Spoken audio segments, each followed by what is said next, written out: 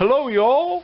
This is Colonel Braxton Beauregard, Burlique the Fifth, adventurer, treasure hunter, swashbuckler extraordinaire, at your service, madam. Now, y'all understand that, I've started my channel here to give a series of talks. I feel, after living a very long life, that I can perhaps offer you some, advice that I've learned over the years. And one of the first things you got to realize is that, well, everything in life is a gamble. It all comes down to, it's like a high-stakes poker game, and sometimes you're in a high-stakes game, and sometimes you're in one that there's not a lot that's going to be at stake. The first talk I thought I would give in my series of talks is going to be on perhaps what's on most people's minds these days would be the current presidential election, and that definitely is one of the top high-stakes poker game type situations we run into life. And purpose of my talk is to figure out what's going to be best, for you. You want to get the most value out of your vote. And, as part of that, I thought perhaps I'd offer you, maybe some ideas to consider how you would decide to vote, placing your vote in this very important presidential election. And I'm trying to be very nonpartisan, the old colonel. I'm a free thinker. I listen to ideas from, both sides of the aisle and the middle, too. I'm just trying to learn things and try to get through life. And, I know that's, I'm sure, what you all do, too. So I think in this presidential game, you have to, look at the prospects of, like, your perspective. What are you going to get? What are you looking for? Now, if you're one of these business type people, and you're not, say, part of the big multinational type corporations, then of course you're going to consider this fella over here. That would be Trump, Donald J. Trump. And I'm going to give kind of a disclosure, at the same time, and also kind of a perspective on myself, that I myself, I do know Donald Trump. Part of my things when I was nightclubbing back in the 1970s, I would bump into Donald Trump, and we would go out there and we would we'd be grabbing as much as we could grab and enjoy ourselves. And yes, I didn't find him to be a disagreeable fella, but some people, he raises the hackles on their back, so to speak. And then, if you're a business type fella, you're looking for things, I think that, Trump is probably the fella that you're going to be leaning toward. But, he is sort of a maverick type fella. He's not a professional type politician. It's a very controversial situation. I'm trying to be as impartial as I can be, but, people do have strong opinions. Then, of course, when I'm trying to be impartial, then you have, his opponent. We have Mr. Joe Biden, Lunch Pail Joe. Now,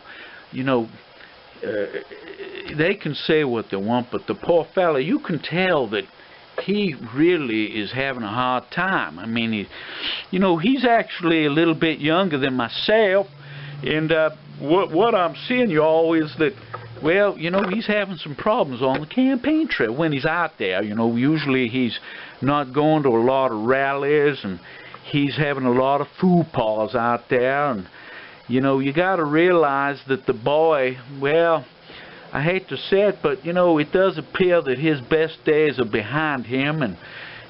But what we have to analyze, though, as a candidate, we have to analyze what's he offering us, for our investment of our vote. So what we have to figure is, well, you know, if we're interested in maybe some free gimmies, and well, perhaps we don't want any sort of law and order type situation, and well, maybe we'd consider, you know, casting a vote for him. But we have to understand one important thing, that, you know, there are people behind him that we have to reckon with, and as you can see, I've represented, there are some people behind him, and I think we have to realize, well, like for instance, we have his son there. That's the boy right there. You see him? I have there's an actual photograph of him. Let me see if we can get the camera there. You can see the boy across the table there. You know, he's sleeping there with the crack pipe in his mouth. And then I have an actual action figure for him. You know, that's how he appeared in those, what I understand, off-color videos that he's made that was on his laptop. And, you know, they can say what they want. The boy's made some money. He went there, Ukraine. I'm not going to rehash all that. I'm going to leave that for other political type people. But I'm talking, you know, us being just plain voters out here. And we have to analyze for our vote. Now, we have to understand whether we believe the allegations or not, but, you know, it's proven that that was his laptop, and it was proven that he is in the photos. He's not denying it, son. It's him. And we have to understand that he's made some money, and, you know, trading on his daddy's reputation. And, you know, he's there, and he's representing the Chinese tiger type, you know, what you see there, that would be the Chinese. And they're making a hell of a lot of money through their connections with him and his daddy.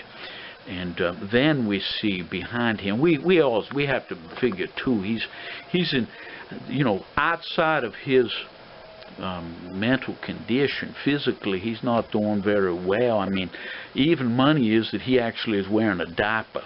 And I doubt seriously if he were elected, he certainly within a few months would probably either resign or they would do some sort of a 25th Amendment type situation on him and eliminate him. And then that would leave us with his vice president, who is there behind him. And that would be Kamela Harris. Now, you know, she's not as bad a gal as a lot of these people would lead you to believe. She's a rather friendly type of lady, and you know, I'm going to make another disclosure that, well, you know, well, I'm going to admit it that, well, me and her paths have crossed, and she was very friendly to the colonel, and I have to tell you that I enjoyed her favors. I didn't promise her anything, but I think what she was hoping would be that I would perhaps utilize my political connections here in the South to help her career, you know, pull a few strings, you know, me being an old-time Dixiecrat type fella, and you know, I promised her nothing, but I will say that she's a very talented lady, and that I especially enjoyed our time together. But let's face it, she would end up as the President of the United States. And is that really something that you would want? But again, it all depends on what you're looking for in life and what you want. And well, you know, if their political platform is that they're going to, you know, raise the taxes, they're gonna eliminate the petroleum-based type energy sources, and they've got their new Green Deal type situation. It's going to cost an enormous amount of money, and I'm talking a whole lot of money. So, and I'm talking a hell of a lot more money than we're seeing here on the gaming table here. You know, you put this, I mean, this is just a little drop in the ocean compared to the kind of money. We're talking trillions of dollars. And we're talking your dollars.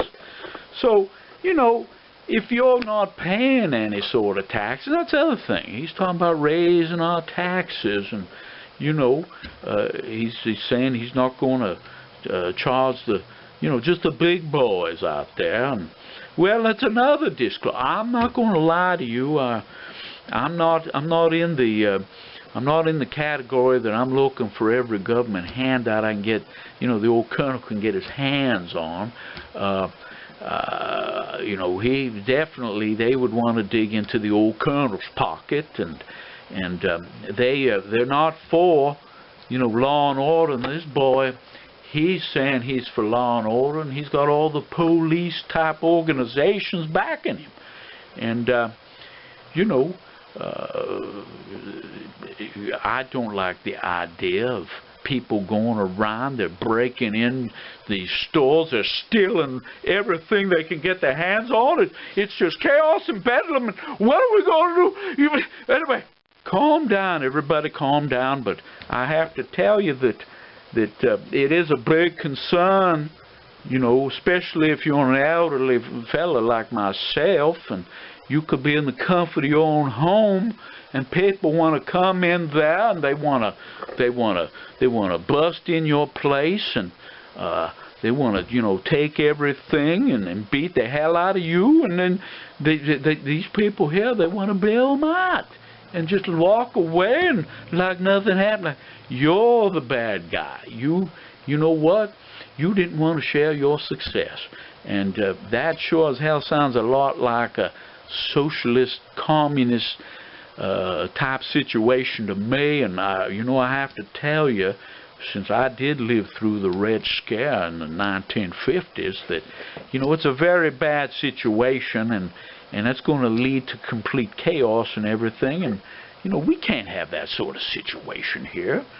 I mean, this is the United States of America. And, well, I find it very unacceptable.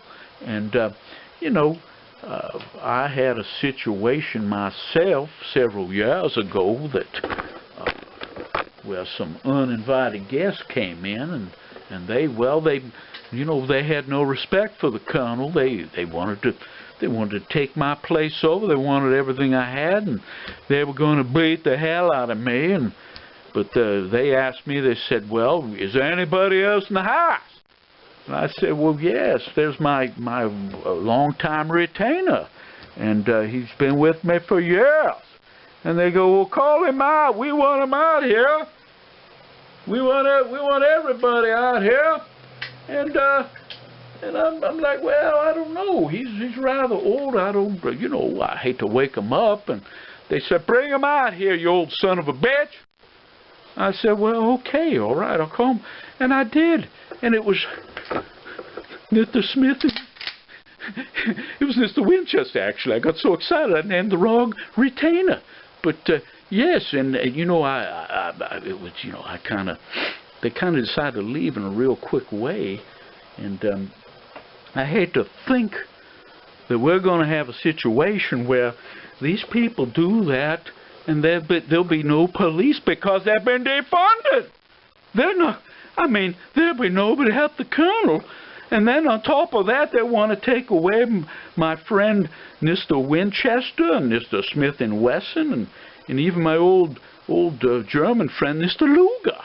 And well, I just find that very unacceptable. But you know, if you're a member of that sort of hooligan type, rascal type, mob type situation, well, then maybe this boy is your candidate, because, well, I should say her, because you're really going to be voting for her in the end. You know, I'm not going to say who's going to be the best candidate for y'all, but, you know, you're going to have to make your own mind up what you're looking for. And, you know, it's amazing. Big money must be protecting this boy, because all the evidence against him of his chicanery and all his other shenanigans, my God, they would have put this boy in jail by now. But you know, my understanding, outside of the old colonel and some other sources, you're not going to get no mention of of his improper dealings, influence peddling of his boy there. And, you know, it's just something that it leaves a very bad taste in my mouth. And, well, I don't know, y'all. You decide who you want to vote for. It's your vote. I can't tell you what to do. You got to make your own mind up. You got to vote your pocketbook, like my old daddy used to say to me. That's what people do. So if you're looking for the gimme free welfare, you're one of them rich yuppie dummies, well, I suppose you vote for him. And I'm not gonna lie to you. You know, my boy over here, he is a bit, you know, he likes to talk. But I will say one thing, the boy does keep his word. He has delivered on what he said, and he certainly rattled the cages of all these son of a bitches running the show behind the scenes, behind the curtain, as we say. And, well, it's going to be, as my British friends say, it's like casting the cat amongst the pigeons, you know. Well, I got to have a little drink. You don't mind, do you, boy? You know what? I'll tell you what. I certainly would be glad to pour you all a drink. What would you like here? Would you like a Puerto Rican rum? Or perhaps, this is one of my favorites. I have this sometimes before I go to bed. I have myself a peppermint schnapps. But you know, or if you want some of the really hard liquor, we could maybe some Curtis Shark there. Or even some Seagrams. You know, I like a nice Southern whiskey, but you know what? I ran out.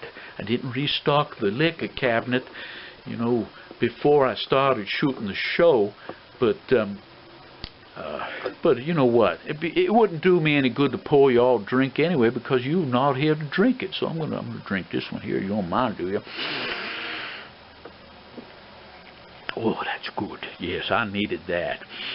You know, I like to, you know, well, I don't know. I don't have time to be smoking my pipe tonight, but anyway, damn it. You're not paying attention.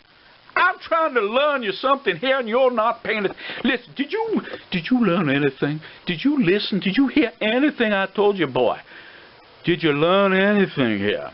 I mean, I'm not a political type fella. And in fact, my series, I'm going to have some different topics, you know, in life. I mean, we're going to be talking about some different things.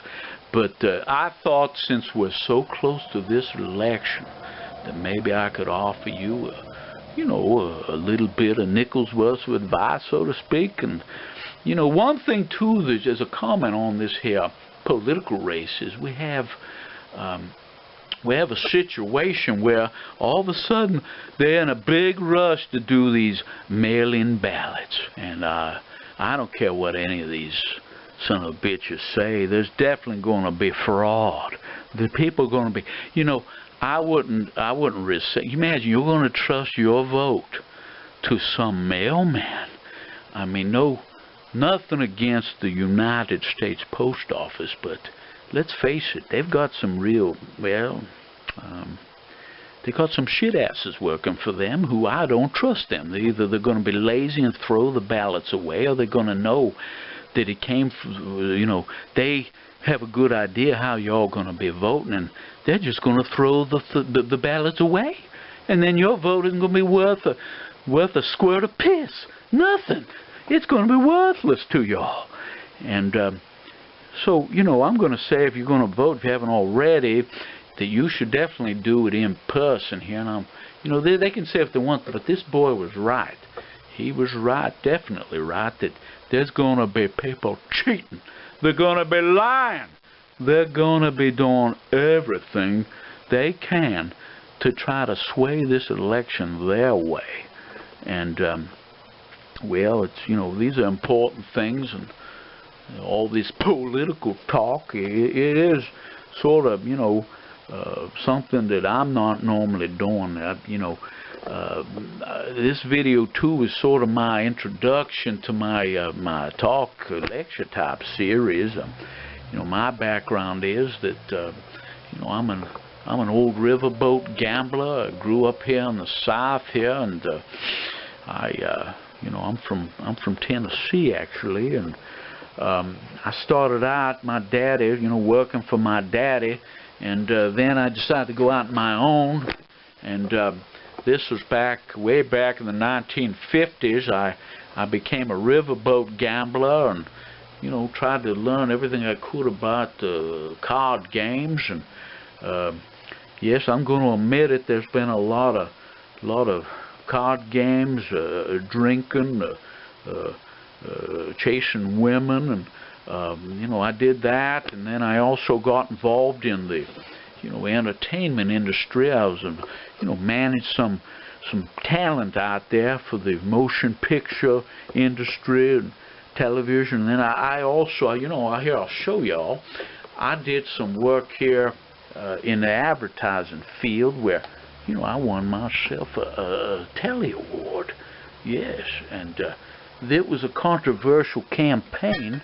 I had invented you know, a campaign where we were going over, it was for a tampon product, and you know, my thing was, and I got in trouble with the FCC, but I still won the award, was, does it pass the finger test, the finger smell test, the stinky finger test, I think's the word I used. But you know, but I did that, and you know, in the 60s and 70s, along with my management of talent, and you know, I ended up, you know, I'm proud to say that for my firm, that I was able to get the Lucky Strike account there from that there Don Draper fella. Well, they, you know, when that guy he worked with, and you know, I got the account because I was a Southern boy, just like those Lucky Strike people, and I managed to steal that account from them, even though they had it for like 30 years. But anyway, this is just the beginning of the series, and I hope you all enjoyed it. I didn't take any real notes on this, but you know, this is important, what we see here, what's going to happen in this here political fight. And if you don't mind, have another drink. Yes. Oh yes, that's good. Well, I needed that. And you know, it's just, you know, it's going to be what you want. Now, you know, there's people that they're going to disagree with the old colonel. That's fine. You know, I'm a free spirit. I'm not, you know, I'm just a boy trying to get along here. Good old boy. And well, I hope you enjoyed my little talk here, and we're going to have other ones. And you know, here I got my friend here. Have him play us off. Yes. All right. Hope you enjoyed the lecture, the talk, and certainly, you know, I appreciate if there's any questions y'all have or any topics you want the old colonel to address, be sure to leave a comment there, and I'll be seeing you all until next time. Yeah.